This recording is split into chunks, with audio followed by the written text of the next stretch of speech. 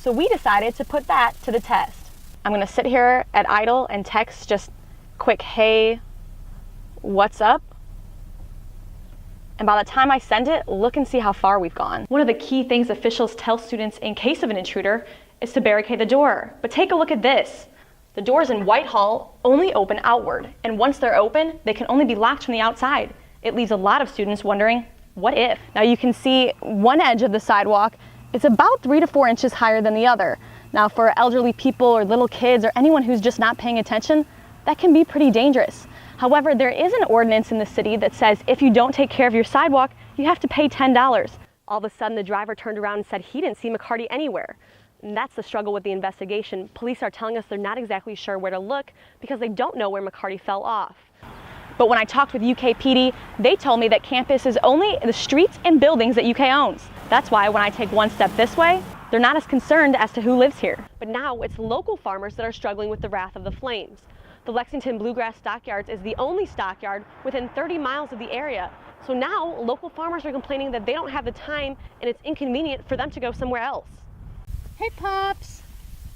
Hey, baby. No, I have no carrots. From the road, Old Friends Farm might not look like much, but to these horses, it means everything. This is total retirement. We don't retrain them. We don't adopt them out. Once they come here, that's it. It's a new ending and a chance at a new life. And they deserve to be displayed, and they deserve to be worshipped by their fans, and that's exactly what's happened. Based solely on donations, this 136-acre farm cares for over 150 thoroughbreds, including 2 Derby winners and a movie star.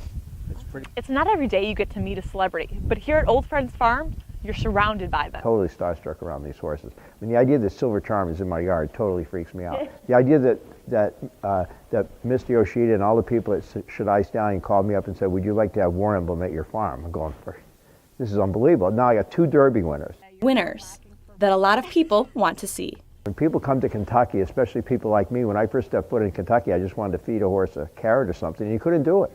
There was not one place I could go and feed a horse a carrot. Hard work and dedication helps Michael Blowen bring nearly 20,000 visitors to the farm each year. It's taken a dozen years to do it, but it's been worth it and it's been a lot of fun. He never lets me win. If Brian had only been seriously injured and not killed, he would have gotten more time than he did for actually taking his life. The system is definitely set up for the benefit of the offender. In this case, the offender is Glenn Donahue, who's up for parole a second time only 6 years after killing a Lexington police officer. Donahue killed Lexington officer Brian Dermott in a hit-and-run incident in 2010. A jury found him guilty of vehicular manslaughter in the second degree, leaving the scene and possession of a controlled substance, among other charges. You might be asking, how is it possible that he is already up for parole? You're not the only one.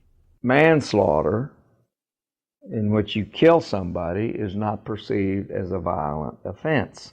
That means that someone convicted of manslaughter in the second degree only has to serve 20% of their sentence before going up for parole. If the parole is rejected, they can try again in 2 years.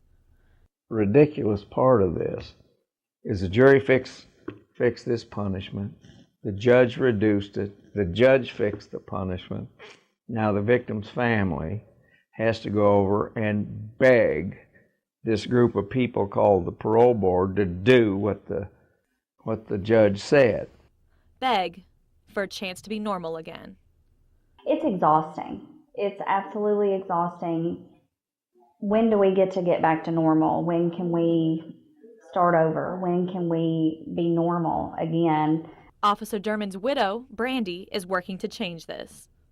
We petition for the Brian Derman Act, which makes manslaughter in the second degree against a clearly identifiable police officer or fireman an automatic violent offense. The Brian Derman Act was voted into law just 4 years after the officer's death. For now, Brandy's taking a break in the courtroom and spends her free time volunteering to help other victims like her. I hope that people in a situation like ours don't have to go back every 2 years. That 20 years really means 20 years.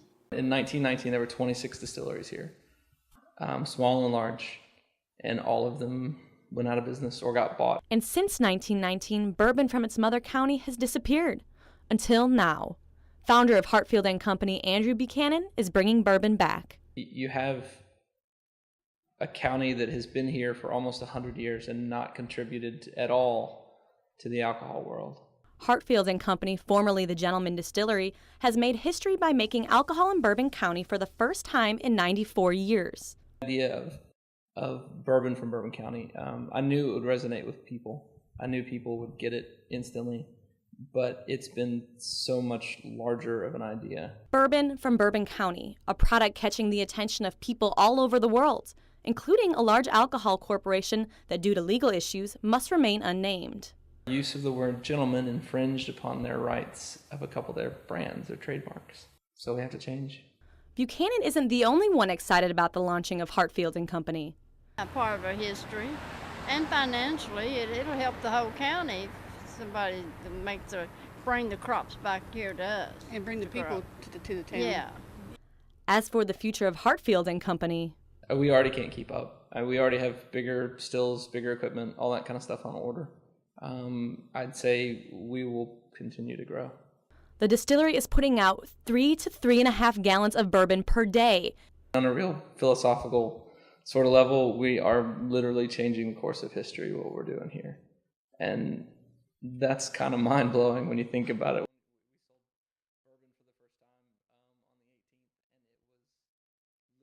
Thanks, Casey. Between Black Friday and Cyber Monday, this week is always a huge week for shoppers. We witnessed record-breaking sales on both Friday and Monday, but some shoppers were looking for deals a little different this year. This year, Black Friday was a very big day for gun sales. The FBI said more Americans had background checks conducted for firearm purchases last Friday than any other day on record. There were over 185,000 requests processed by the National Instant Criminal Background Check System throughout the day. That's 5% more than previous Black Friday, and it broke the one-day record set on December 21st of 2012. A few days later, Cyber Monday shoppers smashed spending records set Black Friday with over $3 billion in online orders. IBM says the average customer spent $124 in their online shopping. Toys and electronics proved to be the biggest sellers. Among the most popular toys, the Barbie Dreamhouse and Star Wars Lego sets. Consumer sales weren't the only thing on the rise in November. An early peek at November job growth is looking good. Payroll processor ADP says the private sector added 217,000 jobs last month. Analysts say that's higher than expected and marks the second straight month of strong, steady growth. The Labor Department's federal jobs official report is due out Friday. For the German automaker Volkswagen, sales have had the opposite trend. Problems for the company continues as U.S. sales of Volkswagen vehicles continue to plunge. The company saw a 25% drop in November sales compared to the period last year. The drop comes as Volkswagen struggles to come to terms with a growing emissions scandal. That's a look at your Consumer Corner. Casey, Rashad? A bill approved Tuesday will put a stop to terrorists setting foot on American soil. The bill, which bans the transfer of detainees from Guantanamo Bay, Cuba to the United States, was passed in the Senate with a 91-3 vote. However, blocking those transfers will make it difficult for President Obama to keep his promise of closing the prison for good.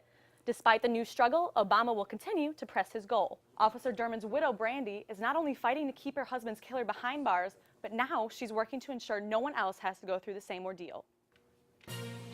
Coming up now on UK Student News Network, live at 4. We have lost our Daniel. Richmond Police Officer, badge number 457. A fallen hero and the community saying goodbye and protecting our veterans, how to help them once they get home.